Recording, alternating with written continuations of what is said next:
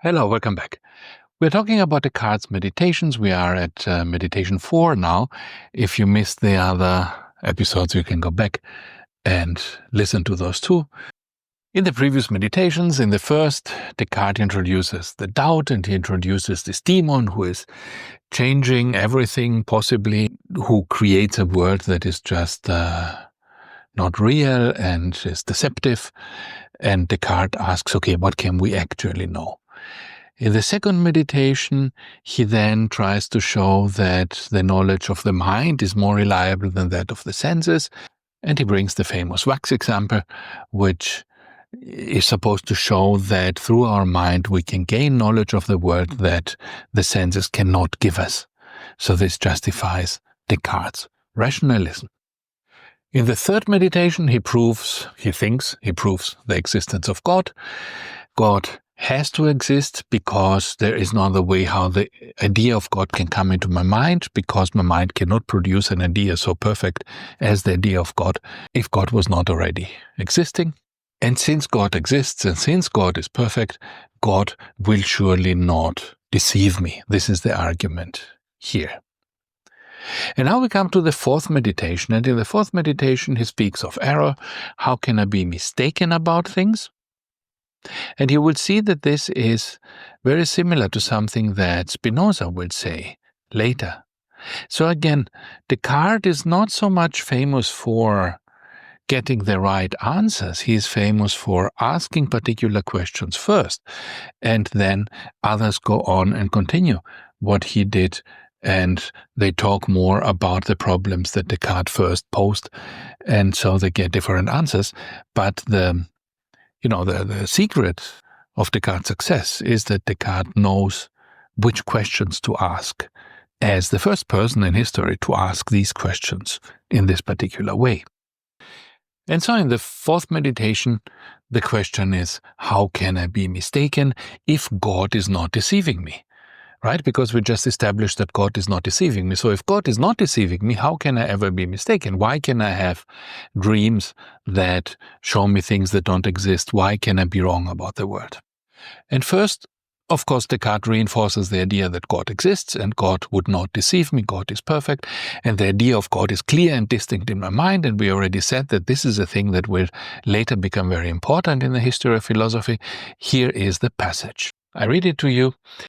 The idea of a being that is complex and independent, that is of God, presents itself to my mind with so much distinctness and clearness, and from that fact alone that this idea is found in me, or that I, who possess this idea, exist, I conclude so certainly that God exists, and that my existence depends entirely on Him in every moment of my life, that I do not think that the human mind is capable of knowing anything with more evidence and certitude. So because the idea is so clear and distinct, it must be certainly true. And now we come into a problem that later also Leibniz had and that Christian theologians have had for a long time. If God is so perfect, then why does God not make sure that I don't make mistakes? If God is so perfect, why does God let me make mistakes at all? God wants to give me the free will. God wants to give me the freedom. And we need this freedom, we need the free will as part of Christian theology, because if we did not have the free will, if we were just remote-controlled puppets of God, then we could not sin, but also we could not get anything good done. We could not get redemption. We could not go to paradise. We could not go to hell for our sins. We need to be able to sin. We need to be able to be good people freely out of our own will. And this is what is the basis of the fall from the original Garden Eden with the snake and the fruit of the tree of knowledge. And by having this free decision, humans are able to either follow God's commands or not follow them. And this freedom is morally important. This freedom is what justifies Christian morality. Because we are free agents, we can decide to act according to God's commands or not. And so Descartes cannot get rid of that. Descartes cannot say, God is just remote controlling us. We need this freedom. And this freedom is what causes us to make mistakes. Descartes writes, whence then come my errors? They come from the sole fact that since the will is much wider in its range and compass than the understanding, I do not restrain it within the same bounds, but extend it also to things which I do not understand.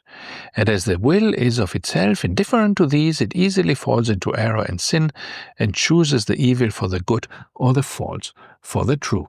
So our understanding is limited, right, necessarily, because we don't have God's mind. We have a smaller mind that is limited. The world is too big for us to understand completely. But our will is stronger than our understanding. And in this way, we do things that we cannot understand because the will makes us want to do these things, desires, affects what we want. And we don't understand that this thing, what we want, is bad for us, or is bad for the world, or is against God's commands, against God's will. And in this way we sin, in this way we fall into error. And this is very much something that later inspires Spinoza, who will say that our affects, our emotions, are what causes us to be unhappy.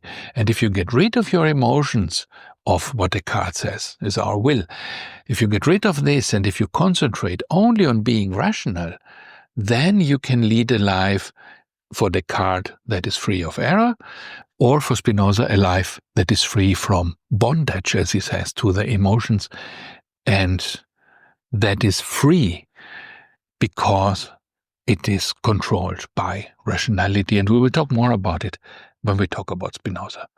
So the weak part in the human condition is the will. It is our desires to do things.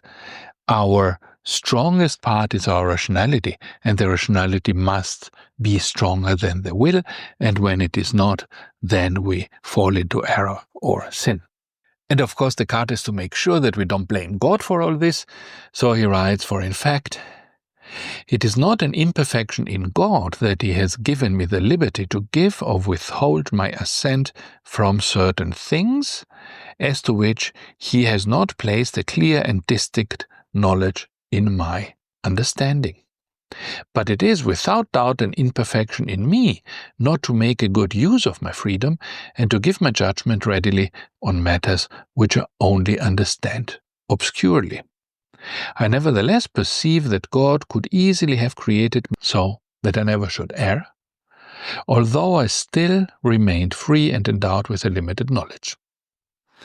So God wants to give me this freedom, and when I misuse it, when I make mistakes, it's my problem, it's not God's fault. So this was the fourth meditation, and now we can go on to the fifth, in which Descartes will talk about the material world, and he will also provide yet another proof of God's existence. See you there.